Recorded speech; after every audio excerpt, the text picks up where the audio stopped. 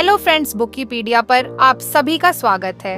आज हम बात करने वाले हैं the confidence code by Claire Shipman and Katty के बुक के बारे में। रात का वक्त था, बारिश हो रही थी और ठंडी हवा खिड़की के पास से गुजर रही थी। रजत अपने कमरे में बैठा था, हाथ में एक किताब पकड़े हुए। किताब का नाम था the confidence code and science and art of self assurance, जिसे क्लेयर शिपमैन और कैटी ने लिखा था। रजत ने यह किताब अपने ऑफिस के एक सहकर्मी की सलाह पर खरीदी थी। उसने सोचा था कि शायद यह उसकी जिंदगी के कुछ उलझे सवालों के जवाब दे सके। उसकी जिंदगी में सब कुछ ठीक लग रहा था, लेकिन भीतर ही भीतर वह हमेशा एक डर और अनिश्चितता महसूस करता था। वह हर बार किसी नए काम को करने से पहले 10 बार सोचता और अक्सर पीछे हट जाता। उसे हमेशा लगता कि शायद वह फेल हो जाएगा और इसी डर ने उसे कई मौके गंवा दिए थे। आज वह किताब पढ़ने बैठा था क्योंकि उसे लगा कि अब और इंतजार नहीं किया जा सकता। पहला चैप्टर उसने पढ़ना शुरू किया, कॉन्फिडेंस इज एक्शन ओरिएंटेड। यह लाइन उसकी नजरों के सामने चमकी। उसने किताब के इस हिस्से को धीरे धीरे पढ़ा। इसमें लिखा था कि कॉन्फिडेंस सिर्फ एक मेंटल स्टेट नहीं है, बल्कि एक्शन से जुड़ा हुआ है। किताब कहती थी कि अगर किसी को कॉन्फिडेंट बनना है तो उसे उन चीजों को करना होगा जो उसे कंफर्ट जोन से बाहर निकाले।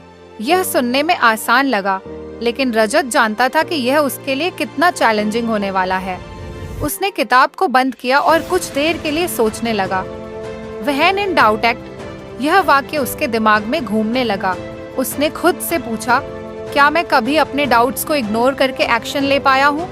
जवाब साफ था नहीं। वह हमेशा सोचता रहता और उसी सोच में फंसा रह जाता। अचानक उसने खुद को एक चैलेंज देने का फैसला किया। उसने सोचा, अगर मैं इस किताब से कुछ सीख रहा हूँ तो मुझे इसे अपनी जिंदगी में अप्लाई करना होगा। लेकिन सवाल था कि शुरू कहाँ से करें। अगले दिन सुबह रजत जल्दी उठा।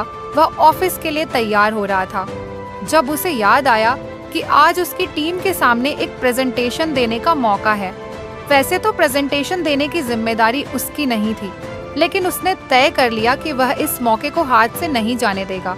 यह उसकी पहली कोशिश थी। अपनी हेसिटेशन से बाहर निकलने की सीनियर से कहा, मैं आज प्रेजेंटेशन देना चाहता हूँ। उसकी आवाज में कुछ डर था, लेकिन उसने खुद को कंट्रोल किया। उसके सीनियर ने हैरानी से पूछा, are you sure you never done this before? Rajat ने धीमे से जवाब दिया, हाँ, मैं कोशिश करना चाहता हूँ। प्रेजेंटेशन का वक्त आया। रजत कॉन्फ्रेंस रूम में खड़ा था। उसके सामने पूरी टीम थी। उसके हाथ हल्के हल्के कांप रहे थे, लेकिन उसने अपने अंदर की नर्वसनेस को नजरअंदाज करने की कोशिश की। उसने प्रेजेंटेशन शुरू की। शुरुआत में कुछ हिचकिचाहट हुई, लेकिन धीरे धीरे उसकी कॉन्फिडेंस बढ़ने लगी। उसने देखा कि लोग उसकी बातें ध्यान से सुन रहे थे। यह देखकर उसे कुछ और कॉन्फिडेंट फील हुआ। जब प्रेजेंटेशन खत्म हुई तो उसकी टीम ने तालियां बजाई। उसके सीनियर ने उसकी पीठ थपथपाई और कहा, good job Rajat, I am impressed. Rajat के चेहरे पर एक हल्की मुस्कान थी। उसने पहली बार महसूस किया कि एक्शन लेने से सच में कॉन्फिडेंस बढ़ता है। रात को जब वह घर लौटा तो उसने फिर से वही किताब खोली। उसने पहले चैप्टर को दोबारा पढ़ा और सोचा किताब सही कह रही थी। एक्शन लेने से डर कम होता है। उसने खुद से वादा किया कि अब से वह अपनी जिंदगी में छोटे छोटे रिस्क लेगा, क्योंकि यही उसे आगे बढ़ने का रास्ता दिखाएंगे। अगले दिन ऑफिस में एक नया मौका आया। एक क्लाइंट मीटिंग थी जिसमें रजत को जाना था। पहले वह ऐसे काम अवॉइड करता था, लेकिन इस बार उसने खुद आगे बढ़कर वॉलेटिव रिपालम की बातों को समझा और डील को अप्रूव कर दिया। रजत को विश्वास नहीं हुआ कि उसने यह कर दिखाया। अब हर छोटी जीत उसे बड़ा महसूस करा रही थी। उसने महसूस किया कि उसका डर धीरे धीरे कम हो रहा है। वह हर दिन एक्शन लेने की आदत डाल रहा था। वह जानता था कि यह सफर लंबा होगा, लेकिन उसने पहला कदम तो बढ़ा ही लिया था। कहानी का अगला हिस्सा उसकी जिंदगी के और बड़े चैलेंज के बारे में होगा, जहां वह अपने कॉन्फिडेंस को और गहराई से समझेगा और अपनी लिमिट्स को टेस्ट करेगा। अगले कुछ हफ्तों में रजत ने महसूस किया कि उसका खुद पर भरोसा कुछ बढ़ने लगा था। छोटे छोटे कदम उठाने से उसने खुद को ज्यादा कैपेबल महसूस करना शुरू कर दिया था। हर बार जब वह किसी नई चुनौती को स्वीकार करता, उसे एक अजीब सी खुशी होती। फिर एक दिन ऑफिस में मीटिंग चल रही थी। मीटिंग में उसकी टीम के कुछ नए प्रोजेक्ट्स पर चर्चा हो रही थी। रजत ने देखा कि मीटिंग में उसकी सहकर्मी आर्या, जो हमेशा मेहनती और प्रोडक्टिव रहती थी, अपनी राय देने से झिझक रही थी, जबकि वह जानता था कि आर्या के पास प्रोजेक्ट के लिए बेहतरीन आइडियाज होंगे।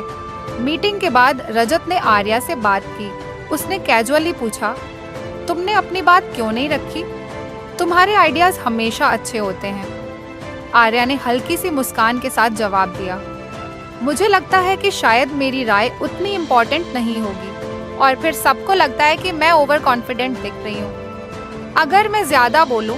रजत ने ये बात सुनी और उसे कुछ अजीब लगा।